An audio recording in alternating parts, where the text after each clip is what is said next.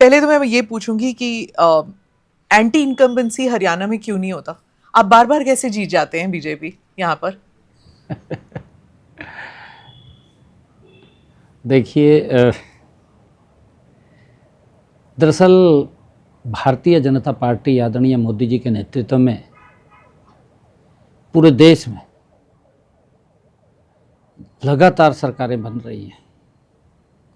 चाहे हमारा एनडीए का गठबंधन है जहाँ पर, वहाँ पर भी जहाँ भारतीय जनता पार्टी एनडीए की या भारतीय जनता पार्टी की प्योर सरकार है या गठबंधन की सरकार है, लगातार वहाँ पर भारतीय जनता पार्टी एनडीए जीत रहा है। मोदी जी की जो नीतियाँ हैं, पहली बार आज़ादी के बाद अगर किसी प्रधानमंत्री ने जीरो ग्राउंड के ऊपर अंतिम व्यक्ति तक योजनाबद्ध तरीके से उसको लाभ पहुंचाया है, उसका नाम नरेंद्र मोदी है। अंत्योदय।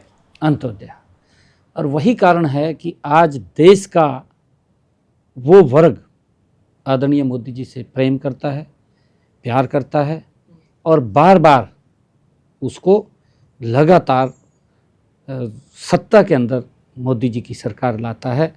उसके कारण है, मैं आपको बताना चाहता हूँ, 55 साल तक कांग्रेस देश में रही। मैं हरियाणा की बात करूँ, हरियाणा में लंबे समय तक कांग्रेस की सरकार रही है।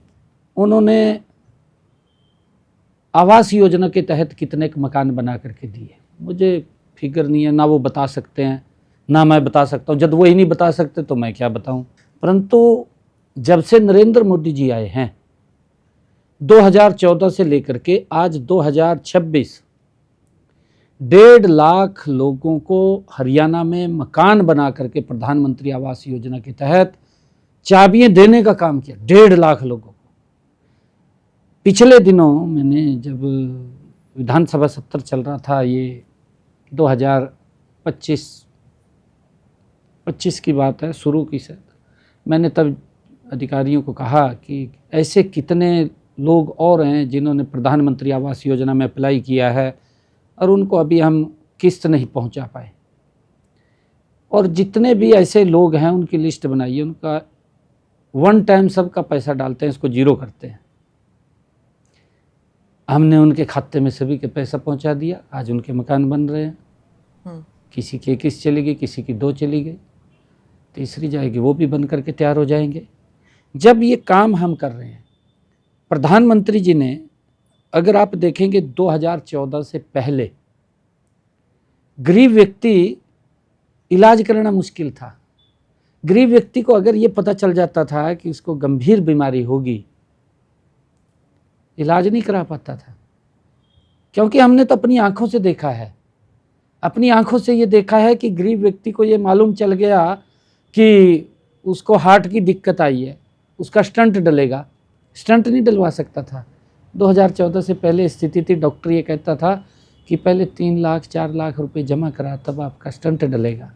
उसके पास होते नहीं थे, या तो ज़मीन बेचे या फिर वो गहने बेचे या जमा पूंजी खर्च करे, तब जा कर के वो स्टंट डलवा सकता था, अदरवाइज जो स्टंट नहीं डलवा सकता था। ऐसी स्थिति थी।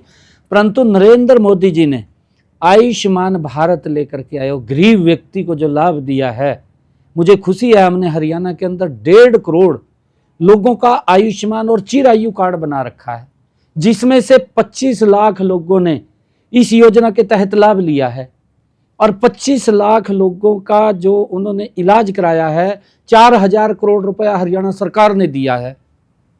4,000 करोड़ रुपया अगर गरीब व्यक्ति के इलाज के लिए एक स्टेट के अंदर सरकार देती है, तो क्यों नहीं वो मोदी जी की पूजा करेगा।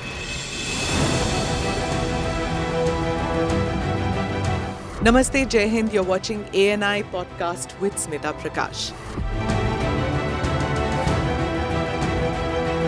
अगर हम उसको मस्जिद कहेंगे तो फिर विवाद होगा।